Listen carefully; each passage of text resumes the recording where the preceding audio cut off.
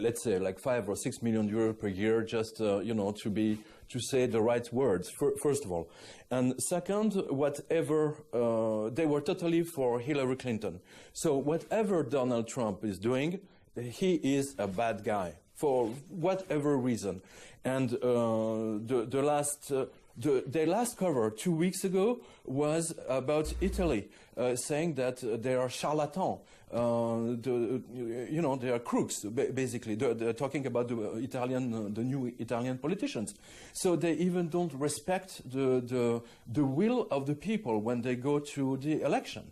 And the Italians choose to vote for the extreme right. Yes. And now the whole Italy is anti-Europe. Against Bruxelles, and Le Point is defending, of course, the position. When you say Bruxelles. Yeah, right, Brussels. The capital of Europe. They're defending the interest of financial state. So that's it. So I'm not surprised by the title of Le Point, but basically 80% of the French press is bought by bankers and weapon dealers. How about what about? It gives you a very good idea of the state of the press in France. But I think in the United States they are not even better. It's even worse for you. Libération right now is owned by some bankers. It's even more interesting. Libération and L'Express and BFM TV, which I call BFM VC. BFM VC was bought by a friend of Mr. Macron. His guy renounced to his French nationality. He became Israeli citizen, and then he bought all the press. Right. I mean, in the United States, you cannot buy American TV if you are not an American citizen, just, for people to understand that. Right. Now, let me ask you this. This is very, very bad in France. I mean, the freedom has gone. Let me give you another example. We have TV Liberté, which is like Fox News, but they're only on YouTube, no?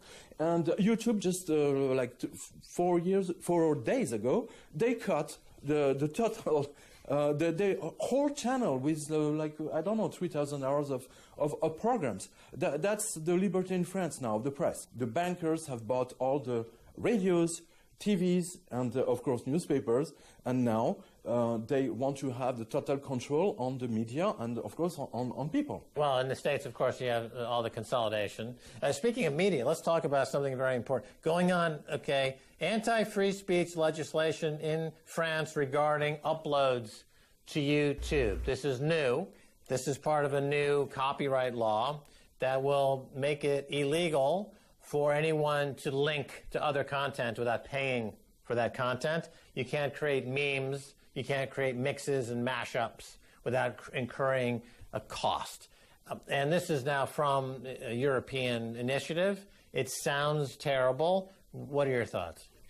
But my thoughts it's a part of the whole thing. I mean, you have seen what happened after the election of Mr. Donald Trump, how Facebook, YouTube, and all these people, and Google, of course, have reacted.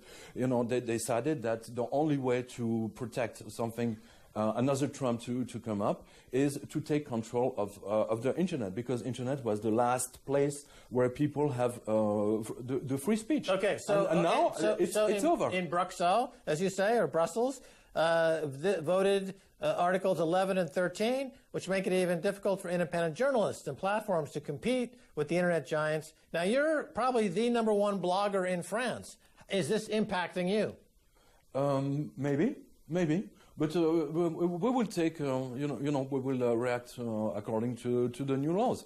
But what they want is nobody can speak about the financial fascism, which is taking over the whole Europe.